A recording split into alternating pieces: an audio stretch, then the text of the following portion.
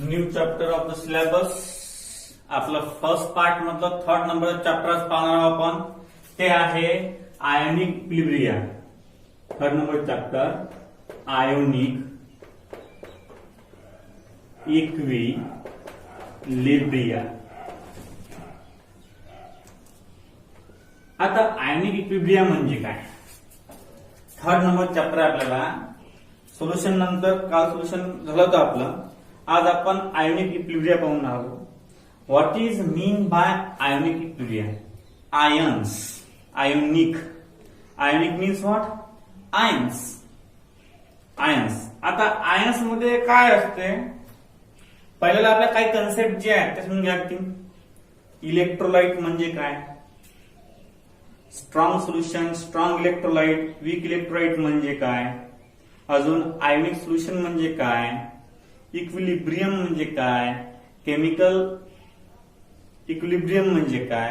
ह्या पुऱ्या basic concept आहेत ते आपण आज पाहणार आहोत. डेफिनेशन. आता डेफिनेशन कशा पाहणार आहोत आपण? लक्ष द्या. नंबर फर्स्ट नंबर डेफिनेशन जी आहे आपल्याला ती आहे आयोनिक इक्विलिब्रियमची. म्हणजे what is mean bye ionic equilibrium. किंवा त्यापेक्षा पहिले आपण केमिकल इक्विलिब्रियम पाहू. काय पाहू आपण? Number first definition. चॅप्टर मध्ये डेफिनेशन पाहू आपण आज. Chemical equilibrium.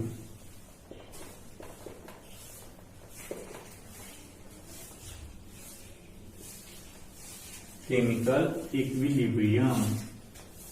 आता what is mean by chemical equilibrium? A chemical reaction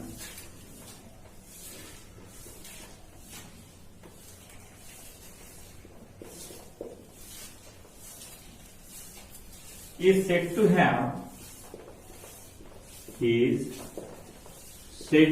have attained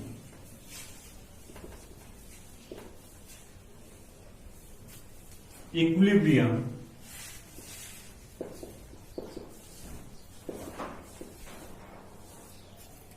when there is no further change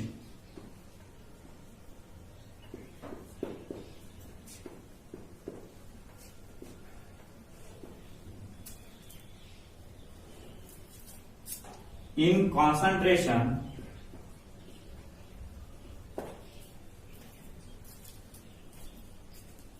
of reactant and product.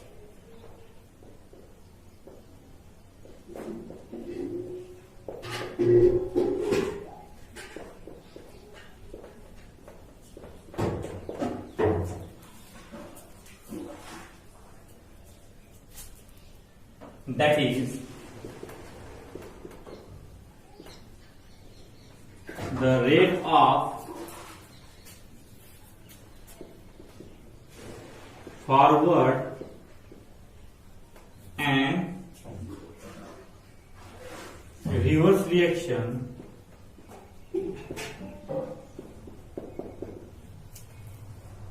are equal. हे झाली पहिली केमिकल इक्विलिब्रियमची. Number second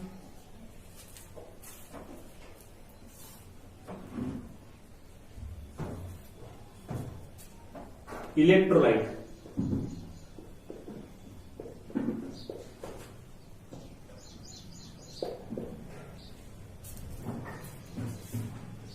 The substance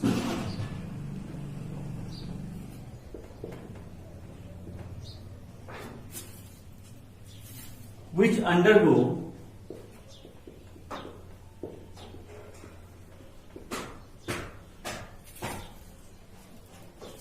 dissociation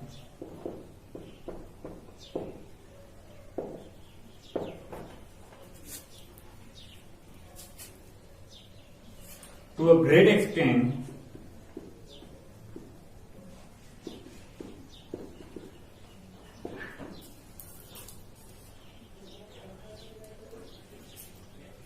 in the liquid state,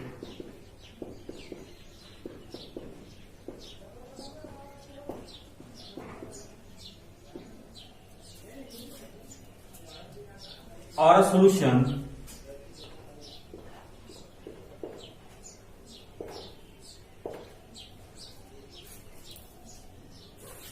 are called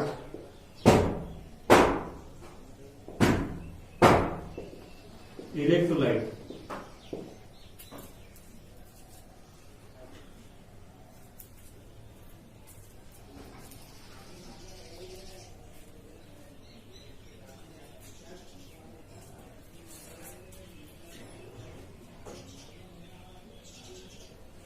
किंवा R सोपी the substance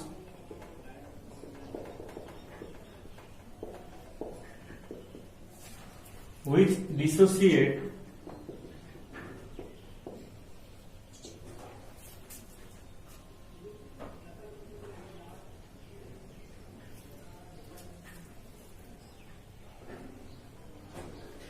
gives ions when dissolved in water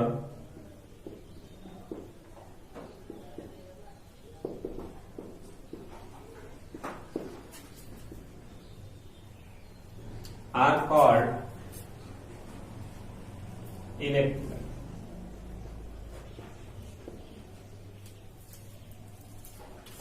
Number third, non-electrolyte.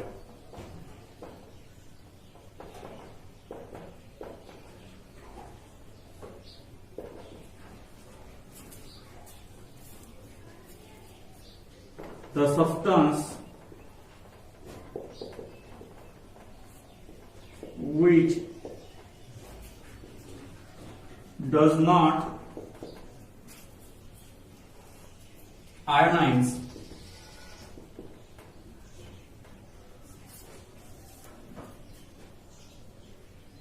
are called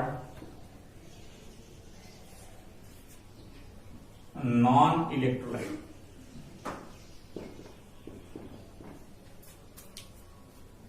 number 4,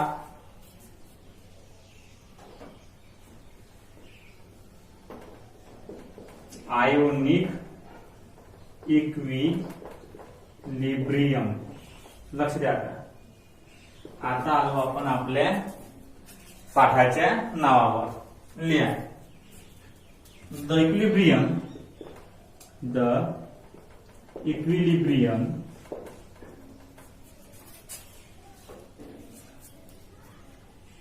between ions and unionized molecule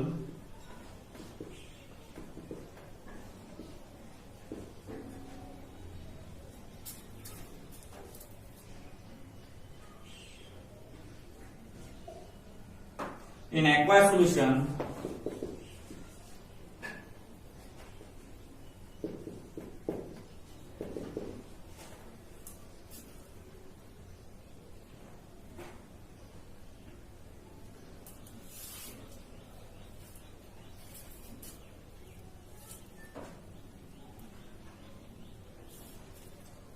molecule in solution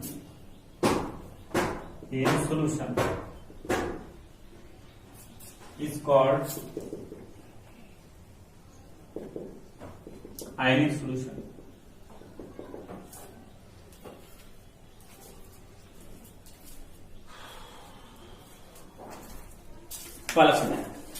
आता लिहिलं आपण ते definition लिहिल्या पूर्ण complete. आता बघा काय chemical equilibrium. What is mean by chemical equilibrium? पहा, a chemical reaction is said to have attain. समजा एखादी केमिकल रिएक्शन आहे, त्या chemical reaction is said to have attain. तिने एखादी गोष्ट अटेन केली, इक्विलिब्रियम, ते इक्विलिब्रियमला आहे.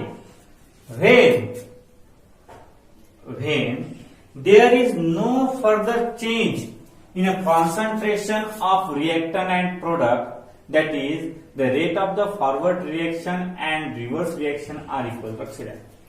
The chemical reaction is said to have attained equilibrium. एखादी केमिकल रिएक्शन आपण इक्विलिब्रियमला आहे असं कधी म्हणतो? When there is no further change in concentration.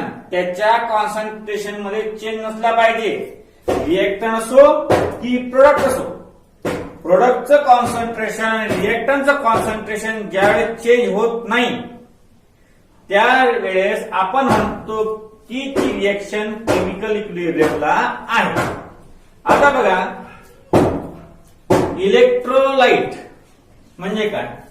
The substance which undergo dissociation to a great extent in a liquid state. The substance which undergo dissociation. एखादा substance आहे की तो डिसोसिएट विच अंडरगो डिसोसिएशन म्हणजे त्याचं विघटीकरण होऊन राहिलं. Positive ions एका साईडने निघून राहिले, निगेटिव्ह आयन्स एका साईडने निघून राहिले. फॉर एक्झाम्पल काय एक्झाम्पल आपलं? एक्झाम्पल आहे NaCl. Na अलग निघून आला, Cl अलग निघून आला. The substance which undergo dissociation to a great extent, चांगल्या प्रकारे in the liquid state or a solution are called electrolyte. म्हणजे मीठ पाण्यामध्ये टाकल्यावर त्याचं रूपांतर Na पॉझिटिव्ह मध्ये आणि Cl निगेटिव्ह मध्ये लवकरात लवकर होते. म्हणून दॅट टाइप ऑफ सोल्युशन, त्या सोल्युशनला म्हणतात इलेक्ट्रोलाइट. किंवा the substance which dissociate gives ions when dissolve in water is called electrolyte. ज्या वेळेस एखादा पदार्थ आपण पाण्यामध्ये टाकतो, पाण्यामध्ये टाकल्यावर तो डिसोसिएट होतो, पॉझिटिव्ह आणि निगेटिव्ह आयन्स मिळतात आपल्याला. अशा प्रकारच्या सबस्टन्सला आपण इलेक्ट्रोलाइट म्हणतो. Non electrolyte, the substance which does not ionize in water are called as non electrolyte. नंतर ionic equilibrium, the equilibrium between ions and unionized molecule. The equilibrium between ions and unionized molecule in solution. The equilibrium between ions and unionized molecule in solution is called ionic solution. Is called as ionic solution. The equilibrium between ions and unionized molecule. The equilibrium between ions and unionized molecule in solution is called ionic solution. त्या सोल्युशनला काय म्हणतात? Ionic solution असं म्हणतात. म्हणजे the equilibrium between the ions and unionized molecule. कोणत्या मधलं? The equilibrium between ions जे तयार झाले अँड अनआयोनाइज्ड मॉलिक्यूल जे आयोनाइज झालेच नाही इन सोल्युशन, एकाच सोल्युशन मध्ये, त्याला म्हणतो आपण is called as ionic solution. म्हणजे the equilibrium between ions and unionized molecule in solution is called ionic solution. Is called as ionic solution. Number first पाहिला आपण chemical reaction. Chemical reaction is said to be have attained equilibrium. Equilibrium म्हणजे जर रिएक्टंटचं आणि प्रोडक्टचं concentration same असेल किंवा rate of forward and reverse रिएक्शनचा same असेल किंवा इक्वल असेल त्याला आपण केमिकल इक्विलिब्रियम म्हणतो. इलेक्ट्रोलाइट जो सबस्टन्स पाण्यामध्ये टाकल्यावर डिसोसिएट होते त्याला आपण इलेक्ट्रोलाइट म्हणतो. जो सबस्टन्स पाण्यामध्ये टाकल्यावर डिसोसिएट होत नाही त्याला आपण नॉन इलेक्ट्रोलाइट म्हणतो. नंतर ionic equilibrium, the equilibrium between ions म्हणजे अशा प्रकारचं इक्विलिब्रियम कोणामधलं? आयन्स मधलं आणि अनआयोनाइज्ड मॉलिक्यूल मधलं, त्या सोल्युशन मधलं, त्याला म्हणतात आयोनिक सोल्युशन. आयोनिक इक्विलिब्रियम त्याला काय म्हणतात? Ionic equilibrium. म्हणजे अशा प्रकारे ह्या 4 डेफिनेशन आहेत. आता 5 नंबर डेफिनेशन पाहू आपण. Type of electrolyte. Type of electrolyte त्याच्यामध्ये 5 नंबरची डेफिनेशन आहे आपली. स्ट्रॉंग इलेक्ट्रोलाइट आणि वीक इलेक्ट्रोलाइट, 2 डेफिनेशन आहेत. स्ट्रॉंग इलेक्ट्रोलाइट आणि वीक इलेक्ट्रोलाइट. मग पहिला पाहू डेफिनेशन आपण पहिली स्ट्रॉंग इलेक्ट्रोलाइट. काय पाहू पहिली स्ट्रॉंग इलेक्ट्रोलाइट. लक्ष द्या आता. स्ट्रॉंग इलेक्ट्रोलाइट 5 नंबरची definition. Strong electrolyte.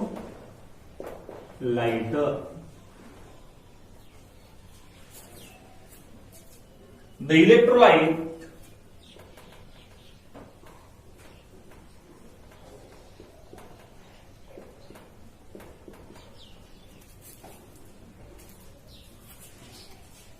ionizing completely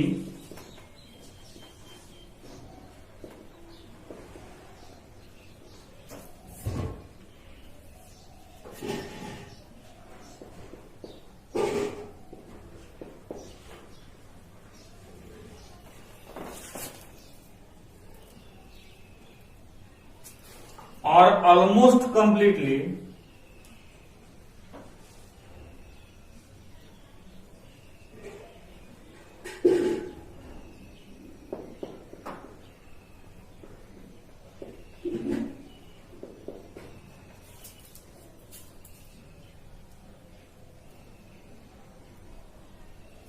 are strong electrolyte.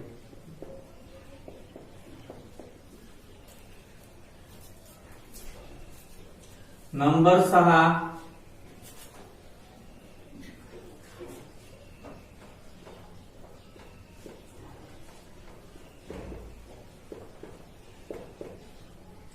weak electrolyte. The electrolyte which dissociate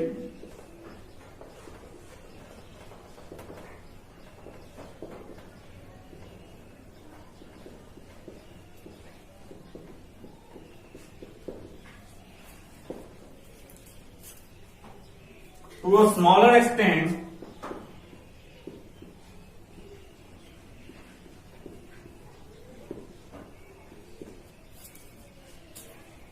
in aqueous solution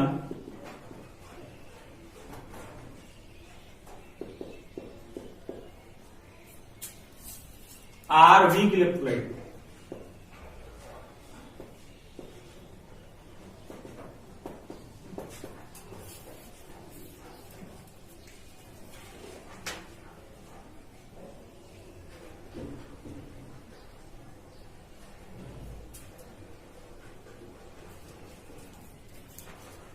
अशा प्रकारे 2 डेफिनेशन आहेत त्या. 5 इलेक्ट्रोलाइटचे 2 प्रकार पडतात. इलेक्ट्रोलाइटचे किती प्रकार पडतात? 2 प्रकार पडतात इलेक्ट्रोलाइटचे. कोणकोणते आहेत? एक आहे स्ट्रॉंग इलेक्ट्रोलाइट आणि एक आहे वीक इलेक्ट्रोलाइट. स्ट्रॉंग इलेक्ट्रोलाइट म्हणजे जे आयोनाइज कम्प्लिटली होतात. म्हणजे समजा आता एखादं सोल्युशन आहे,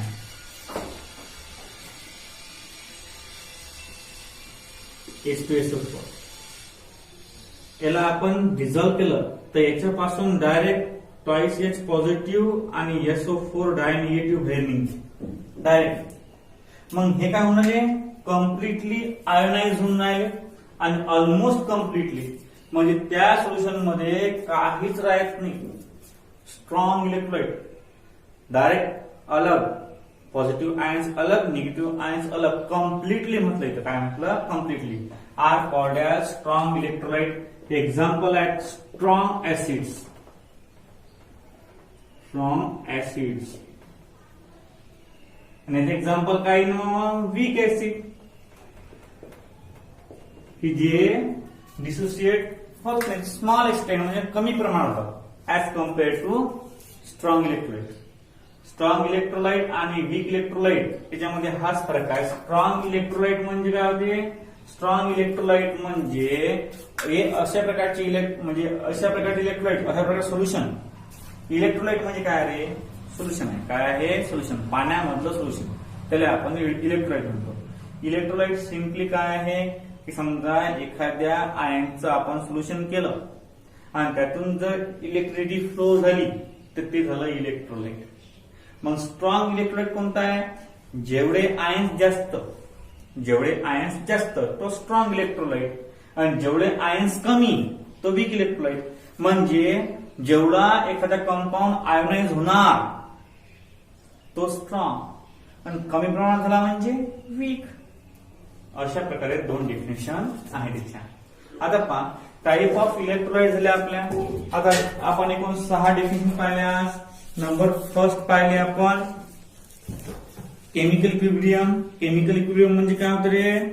the chemical equilibrium is said to have attained a chemical equilibrium when there is no further change in the concentration of reactant and product. म्हणजे concentration आणि प्रोडक्ट मध्ये कोणत्याच प्रकारचा चेंज झाला नाही पाहिजे. नंतर आपण सेकंड पाहिले आपण इलेक्ट्रोलाइट. इलेक्ट्रोलाइट म्हणजे काय होते? इलेक्ट्रोलाइट म्हणजे होते substance which rise to give ion when dissolve in water. त्याला म्हणतो आपण इलेक्ट्रोलाइट. नॉन इलेक्ट्रोलाइट जो आयनाइज होत नाही वॉटर मध्ये त्याला नॉन इलेक्ट्रोलाइट म्हणतो. नंतर इलेक्ट्रोड क्लासिफाइड इंटू 2 टाइप्स किंवा आयन इक्विलिब्रियम म्हणतो. आयन इक्विलिब्रियम म्हणजे काय होते? The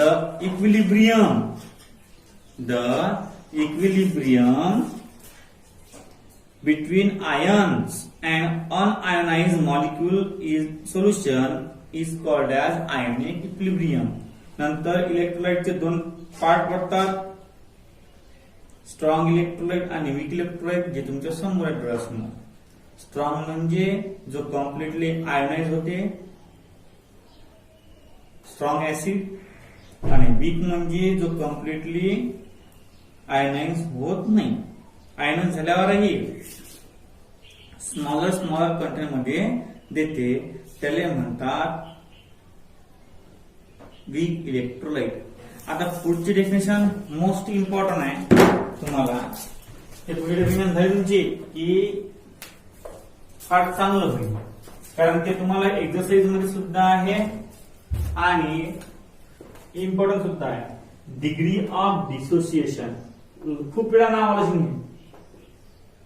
degree of dissociation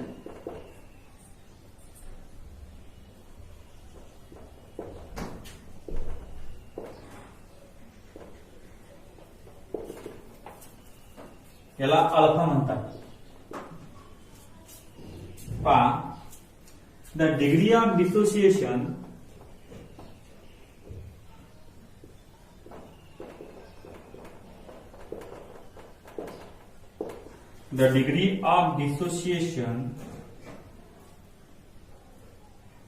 is defined as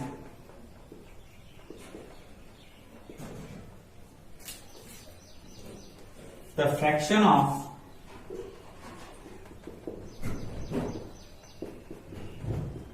total number of moles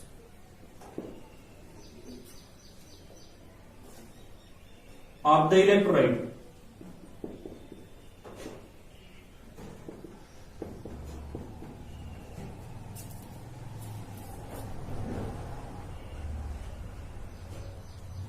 that dissociate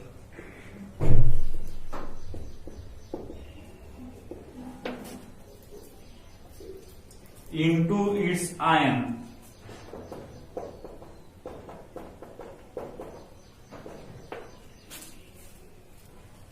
when the equilibrium is attained.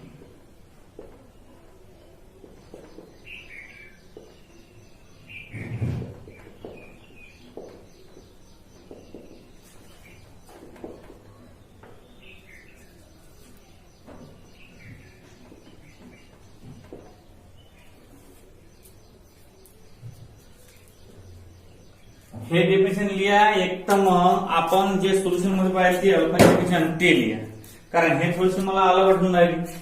पहा, degree of dissociation is defined as the fraction of total number of moles of the electrolyte that dissociate into its ion when the equilibrium is attained. म्हणजे number of moles आणि degree of dissociation सारखं असेल कधी, ज्या वेळेस एखादं solution ionise झाल्यावर त्याच्या इक्विलिब्रियमला अटेंड होणार.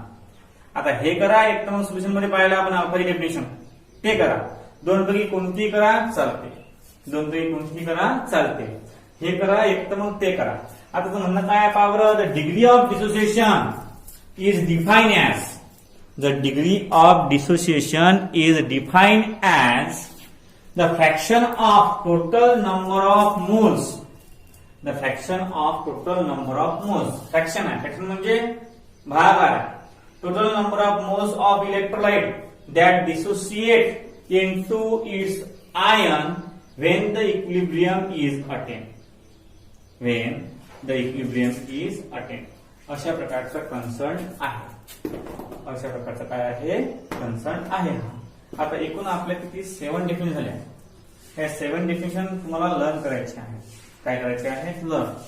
ह्या काहीही करून लर्न करा कसंही, कारण ह्या कॉन्सेप्ट जर पाठ असल्या तर आपल्याला पुढे काही नाही करता येईल. हा आजसाठी एवढंच, बाकीचं आपण उद्या लागतो. हा उद्या टेस्ट आहे, बरोबर. उद्या सोल्युशन चॅप्टरवर टेस्ट आहे, with a problem, with a theory, पूर्णच प्रिपेअर करता सोल्युशन. ओके.